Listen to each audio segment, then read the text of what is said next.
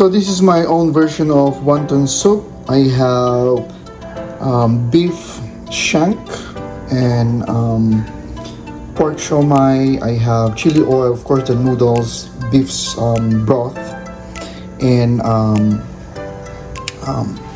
beef feet or pata ng baka.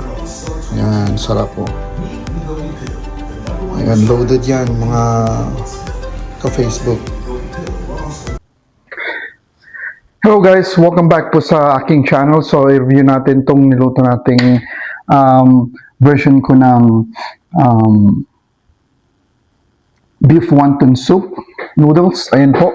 Meron siyang, of course, yung noodles, yung matagal na pinakuluan na beef broth, beef shank, tapos yung kanyang pata, beef na pata. And then, of course, meron akong isang siomai doon, chili flakes or chili oil, and then meron tayong beans. Ayan, so, first time ko po ito at napakasarap at linamnam. Thank you, Lord, bless this food just namin. Ang linamnam. Huwag kalimutang mag-subscribe, Gerald's TV. Click lang yung subscribe button at notification bell para ma-notified kayo sa aking latest food updated vlog. At tikman natin yung kanyang noodles. Ayun o, yung kanyang chili oil. Ayan. I never did this before.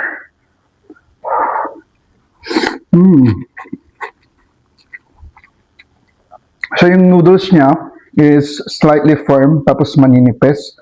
Ito yung gusto kong type ng noodles. Tapos yung alat niya katamtaman lang. And of course, yung sabaw malasa kasi pinakuluan ko yung beef shank, yung pangbulalo, tapos yung beef pata. At grabe, sumasabog yung flavor sa bunganga mo. Napaka-savory, very tasty. And ito yung kanyang siomai na aking nilagay.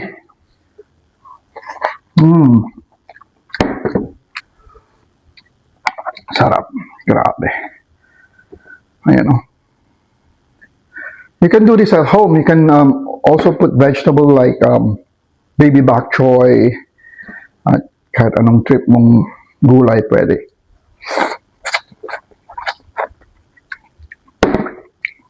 Ayan o. Itong mga patok-batok na kanyang sahog, yung pangbulalo.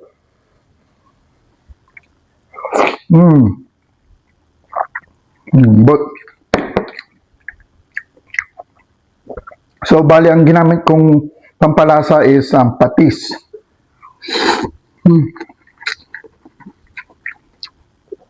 Sarap. Ano?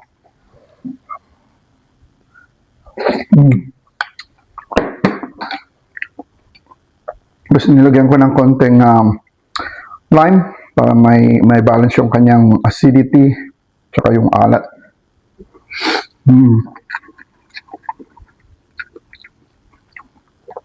Kuha tayo ng chili sauce.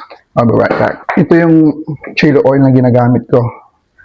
Binili ko sa Walmart. Ito yung calamansi, yung lime. Mas maraming chili, mas masarap. Spicy chili crisp ang kanyang pangalan. Meron siyang peanut.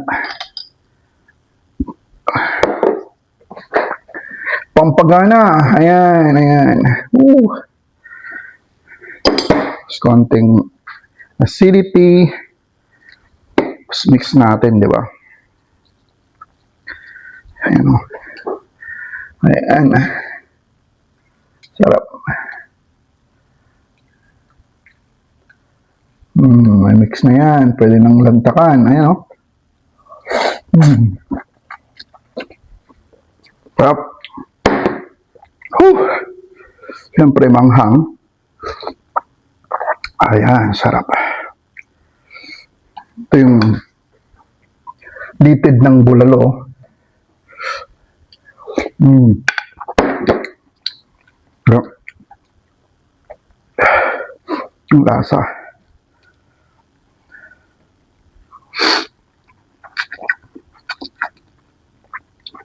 Gusto ko yung ganitong klaseng noodles kasi hindi siya makapal, hindi siya sobrang nipis, katamtaman lang. Tapos ito yung pata ng baka, oh. Ayan. Butok-batok. Ang lambot.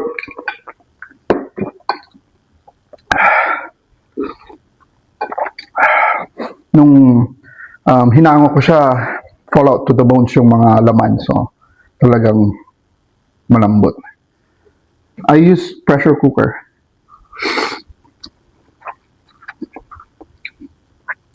At least mga 40 minutes para talagang sobrang lambot.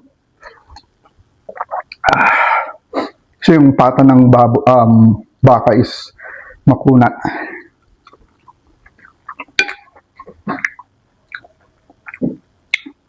Yun pa yung magpapa-thicken ng sauce, ng broth, yung pata ng baka. Which is mas malinamnam. Ayun, no? Kain tayo.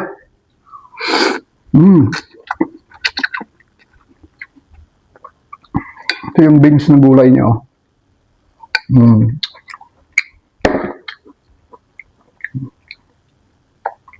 Yeah, so mga hindi pa nag-subscribe dyan, mga silent viewers, followers, mag-subscribe na po. Ayan. Hindi ko na pinakita yung procedure ng pagluluto kasi napaka-basic naman. So, i-review na lang natin to kasi napakasarap talaga, guys. So, perfect sa malamig na panahon, lalo na sa Pilipinas, may bagyo ngayon. Ito, recommend kong lutuin nyo.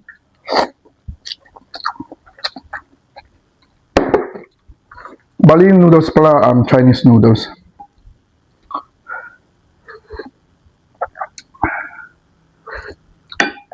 Lasa ng sabaw, grabe. Hindi ko maipaliwanag ang kanyang sarap. Siomai. Lagyan natin ng chili flakes. Ayan. Para may kick, di ba? May sipa. Tapos, kalamansi. This is siomai on my beef wonton soup noodles. Yummy! Napakasarap. Simpleng-simpleng lutuin lang.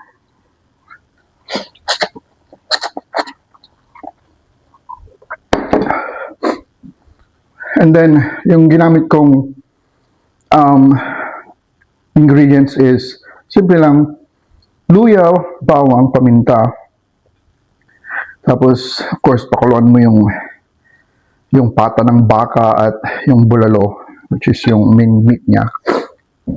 Tapos, separate mo yung noodles. So, bali, sineparate kong pakuluan yung noodles. And then, nung naluto na, yun. Pagsamasamahin lang sa isang bowl. At ito ang bowl of heaven. Paraiso. Andito na lahat. Sarap.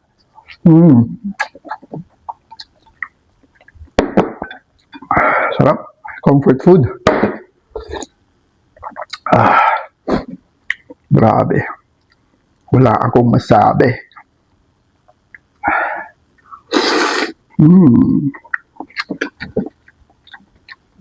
Ayan o, yung pata ng baka o.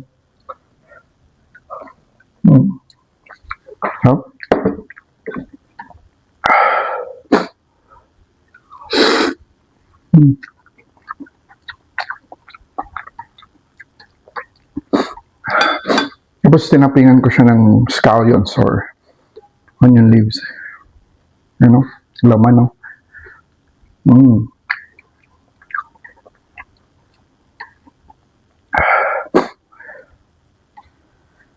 First time kong ginawa to, sarap pala.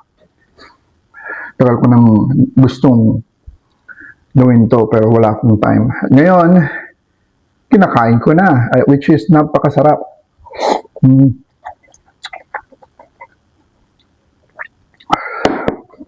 Kahit na pressure cook siya, talagang malasa, hindi siya nabigla. Yung lasa ng beef broth, kasi may buto-buto yung pata, kumapit lahat sa kanyang sabaw.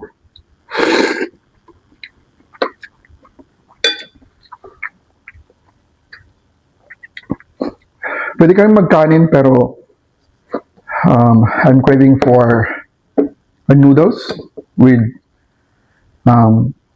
savory, delicious beef broth. Kaya yun na lang ang aking nilagay. Ayun o. Laman ng bulalo. Sarap. Lambot o.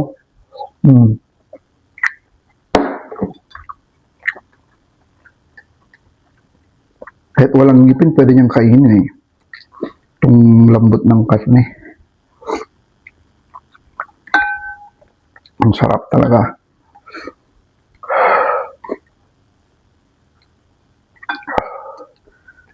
Wala akong masabi. Gulay.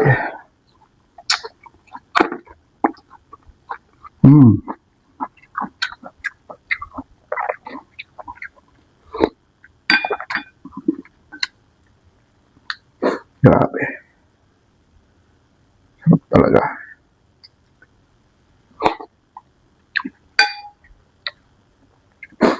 Ayan. Last bite sa ating siomai.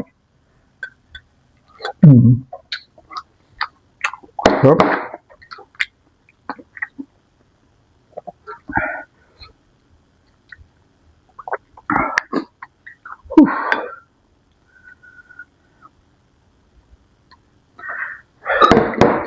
Ang pata ng baboy, pata ng baka, lagyan natin ng chili oil.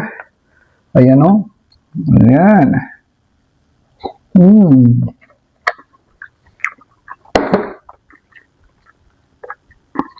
Napakasarap.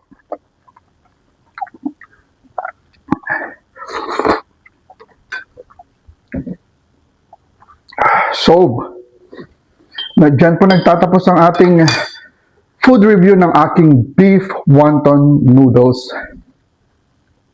At talagang napakasarap. At once again, ako po si Gerald.